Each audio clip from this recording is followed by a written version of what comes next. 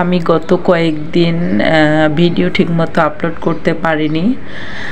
বলতে গেলে অফলাইনেই ছিলাম, আর মাঝে মধ্যে একটু আর কি আপলোড করতাম, পোস্ট করতাম। যাই হোক, অফলাইনে কেন ছিলাম সেটাই আজকে আপনাদের সাথে আমি শেয়ার করব। তো আসসালামু আলাইকুম, আপনারা সবাই কেমন আছেন? আশা করছি সকলে ভালো আছেন। আমিও ভালো আছি আলহামদুলিল্লাহ, আপনাদের দোয়া ও ভালোবাসায়।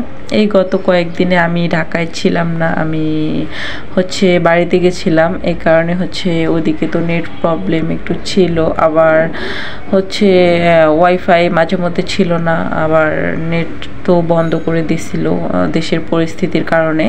তো যাই হোক, এখন আলহামদুলিল্লাহ দেশের পরিস্থিতি অনেক ভালো, সব কিছুই আলহামদুলিল্লাহ এখন আমরা সকলেই ভালোই আছি বলতে গেলে। তো এই জন্য আমার ভিডিও ঠিকমতো বাড়িতে গেলে অনেক দিন পরে, আপনারা তো বুঝতেই পারতেছেন যে সবার সঙ্গে একটু আড্ডা গল্প করা, আর ঠিকমতো মোবাইলে সময়ও দেওয়া হয় নাই।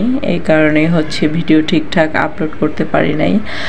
আর আমি এখন চলে আসছি ঢাকায়। এখন প্রতিনিয়ত প্রত্যেক দিন আমি ভিডিও আপলোড করব আগের মতো। আসলে আমার আইডির অবস্থা একদম খারাপ বলতে গেলে, সব কিছুতেই লাল বাতি জ্বলে গেছে।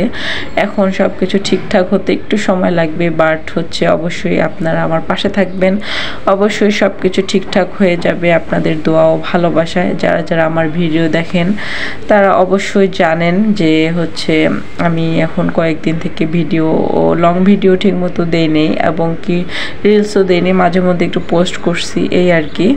তো এখন আর কোনো সমস্যা নেই, এখন আমি প্রতিনিয়ত আপলোড করব।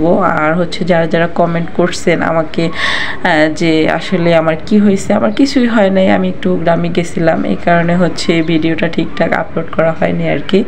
তো আপনাদের সাথে গল্প করতে করতে দেখেন আমি আজকে মাংস রান্না করতেছি, গরুর মাংস।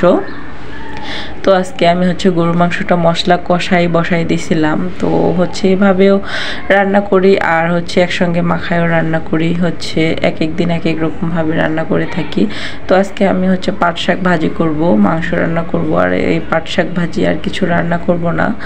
তো দেখতে পারতেছেন আমি পাট শাকটা সুন্দর করে কেটে কুটে এখন ধুয়ে নিচ্ছি আর কি, এরপরে এটা ভাজি করে ফেলবো। তো যাই হোক, এখন আসলে গরম করতেছে ঢাকায় অনেক, বলতে গেলে রোদের তাপমাত্রা কিন্তু ভালোই। এই তো আমার ভাত হয়ে গেছে, আর বিকালবেলা দেখতে পারতেছেন আমার বিকালের নাস্তা। এটা যারা যারা আমার ভিডিও দেখেন অবশ্যই জানেন আমি এটা কত পছন্দ করি, আর প্রায় এটা খাওয়া হয়। এটা আমাদের বাসার পাশেই দোকান থেকে আমি কিনে নিয়ে আসি। এটা আসলে অনেক মজার, আমার কাছে খুবই ভালো লাগে। আপনাদের কাছে কেমন লাগে অবশ্যই কমেন্ট করে জানাবেন।